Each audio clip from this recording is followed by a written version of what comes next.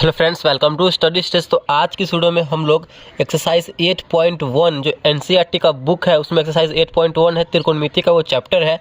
इसमें जो है आपको जो है तीसरा नंबर क्वेश्चन, चौथा नंबर क्वेश्चन और पांचवा नंबर क्वेश्चन, इसमें से एक क्वेश्चन जो है आपके क्लास 10th के जो फाइनल बोर्ड होगा उसमें रहेगा ही रहेगा। तो यहाँ पे जो है हम ये क्वेश्चन हमारा तीसरा है, पहले इस तीसरे क्वेश्चन को सॉल्व करते हैं, उसके बाद हम चौथे क्वेश्चन पे को भी सॉल्व करेंगे और पांचवें क्वेश्चन को भी सॉल्व करेंगे।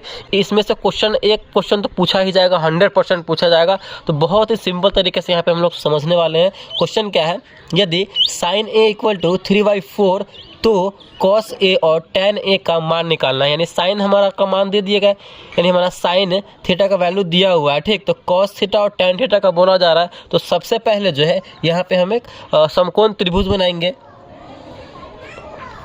ये हमारा समकोण त्रिभुज हो गया, इसका आप कुछ भी नाम दे दीजिए, ए बी और सी। यहाँ पे जो है समकोण त्रिभुज हमारा हमेशा 90 डिग्री का होता है, तो 90 डिग्री ये हो जाएगा। और जहाँ पे हमारा 90 डिग्री का होता है उसके सामने वाला जो होता है हमेशा जो है क्या होता है, तो कर्ण होता है। यानी ये हमारा जो हो जाएगा ये कर्ण हो जाएगा, ए सी कर्ण हो जाएगा और ये हमारा आधार हो जाएगा, ये हमारा बेस हो जाएगा। बी और ए हमारा क्या हो जाएगा, ए बी आधार हो जाएगा और ये हमारा लंब हो जाएगा। दोनों पता चल गया, तो ये हमारा लंब हो जाएगा। यहाँ पे देखिए, इसको हम सॉल्व कर रहे हैं। तो साइन ए का वैल्यू दिया गया है 3/4। आपको एक फॉर्मूला पता होगा, साइन थीटा इक्वल टू क्या होता है, तो लंब बटे कर्ण होता है, ठीक। साइन थीटा इक्वल टू लंब बटे कर्ण होता है। तो लंब का वैल्यू और कर्ण का वैल्यू पता चल गया है। तो यहाँ से हमारा क्या बच रहा है, एक आधार बच रहा है। पाइथागोरस प्रमेय से हम क्या करेंगे, आधार का वैल्यू निकालेंगे। तो आधार का भी फॉर्मूला क्या होता है, आधार निकालने का फॉर्मूला होता है √अंडर कर्ण स्क्वायर माइनस लंब स्क्वायर, ठीक। कर्ण स्क्वायर माइनस लंब स्क्वायर करेंगे जिससे हमारा यहाँ पे आधार पता चल जाएगा।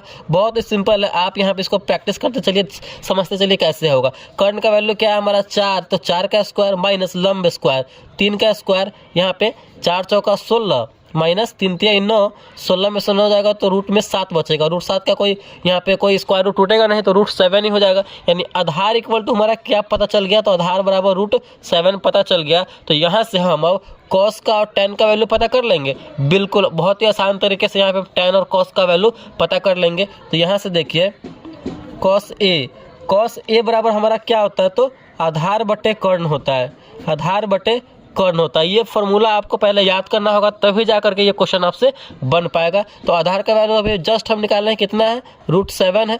और कर्ण का वैल्यू तो हमें क्वेश्चन में ही दिया हुआ है 4 है, तो यानी √7/4 हमारा ये cos का वैल्यू हो जाएगा। अब हम यहाँ से हम tan का वैल्यू पता करेंगे। tan थीटा बराबर क्या होता है, तो लंब बटे आधार होता है, लंब बटे आधार होता है।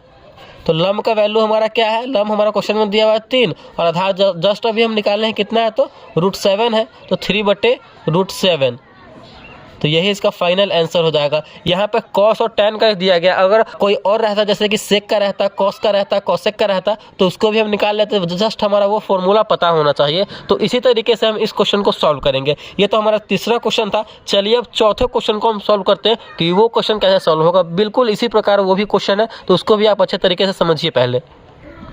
तो यहाँ पे हमारा उसी चैप्टर में से क्वेश्चन नंबर 4 है, यदि 15 cot a = 8 हो तो sin a और sec a का मान निकालना है। बिल्कुल भी सेम है, जैसे हम बनाए हैं बिल्कुल उसी टाइप से बनेगा। यहाँ पे cot के गुना में यहाँ पे 15 दे दिया है, तो घबराना नहीं है। पहले ये क्या दिया हुआ है, 15 cot a = 8 है, तो यहाँ पे हम सिंगल cot का वैल्यू निकालेंगे, ठीक। तो cot a यहाँ पे 8 दिया हुआ है और cot के गुना में लगा हुआ है 15, बराबर के हम इधर लाएंगे तो भाग में आ जाएगा। गुना में रहता है बराबर के उधर जाता है तो भाग में हो जाता है, और भाग में रहता है बराबर के उधर जाता है तो गुना में हो जाता है, ठीक। तो यहाँ पे गुना में इधर आएगा तो भाग में हो जाएगा, यानी cot थीटा बराबर 8/15 आ गया।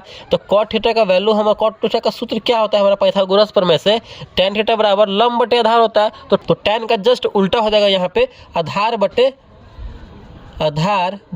लंब हो जाएगा, ठीक। cot थीटा इक्वल टू क्या हो जाएगा, आधार बटे लंब। तो आधार का वैल्यू 8 है और लंब का वैल्यू 15 है। लेकिन पाइथागोरस प्रमेय में हमें क्या करना होता है कि तीनों का वैल्यू पता होना चाहिए। तो तीनों का वैल्यू पता होने के लिए हमें समकोण त्रिभुज बनाना होगा। समकोण त्रिभुज से यहाँ से पता कर लेंगे हम, ये हमारा समकोण त्रिभुज है। समकोण त्रिभुज हमेशा 90 डिग्री का होता है और इसके सामने वाला हमेशा कर्ण होता है। तो ये हमारा कर्ण हो जाएगा, ये हमारा आधार हो जाएगा और ये हमारा क्या हो जाएगा, तो लंब हो जाएगा। ठीक, तो यहाँ पे आधार का वैल्यू 8 है, लंब का वैल्यू 15 है और कर्ण का वैल्यू हमसे पूछा जा रहा है। ठीक, तो कर्ण का वैल्यू निकालिए। नाम आप कुछ भी दे सकते हैं यहाँ पे, ए, बी और सी।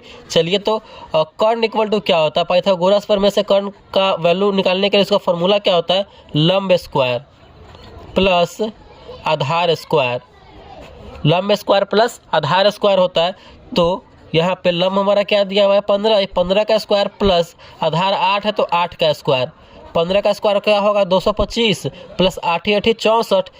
इनको जोड़ेंगे हम आपस में तो क्या हो जाएगा, 5 4 9 6 2 8 और 2 289। और 289 का वर्गमूल क्या होता है, स्क्वायर रूट टूटेगा तो कितना हो जाएगा, 17। तो यहाँ पे फाइनली जो है हमारा कर्ण इक्वल टू 17 मालूम चल गया। तो अब जो है यहाँ से हम साइन थीटा और सेक थीटा का वैल्यू पता कर सकते हैं, बिल्कुल पता हो जाएगा। तो साइन ए बराबर क्या होता है, लंब बटे कर्ण होता है। लंब बटे कर्ण होता है। तो लंब का वैल्यू क्या है, 15 पहले से दिया हुआ है और कर्ण का जस्ट अभी हम निकाले 17, तो 15 बटे 17 आराम से आ गया हम इसका आंसर। अब हमारा क्या है, सेक है, तो सेक का निकालेंगे। सेक ए बराबर क्या होता है, तो सेक ए का पहले, सेक थीटा का पहले आपको फॉर्मूला पता होना चाहिए। सेक थीटा का फॉर्मूला क्या होता है, कर्ण बटे आधार होता है। ठीक, कर्ण बटे आधार होता है। तो कर्ण का वैल्यू क्या अभी निकाले हैं, 17 और आधार हमारा पहले से दिया हुआ है 8, तो 8, तो यही इसका आंसर हो जाएगा। तो इसी तरीके से जो हम इस टाइप के क्वेश्चंस को सॉल्व करेंगे। अगर घबराना नहीं है, अगर क्वेश्चन जो है बोर्ड एग्जाम में कोई दूसरा भी रहे और इसी टाइप से दिया हुआ रहे तो बिल्कुल इसी टाइप से बनाएंगे, घबराना नहीं है, सिर्फ वहाँ पे वैल्यू चेंज हो जाएगा। तो अगर ये वीडियो आपको अच्छा लगा और समझ में आया तो प्लीज़ वीडियो को लाइक कीजिएगा और चैनल पर नए हैं तो चैनल को सब्सक्राइब जरूर कीजिएगा। और उसमें जो एक और क्वेश्चन बच गया 5वां, बिल्कुल उसी टाइप का है। आप क्या कीजिए, उस क्वेश्चन को सॉल्व कीजिए और कॉमेंट बॉक्स में उसका आंसर दीजिए, हम बताएंगे आपको आपने सही बनाया है कि गलत बनाया।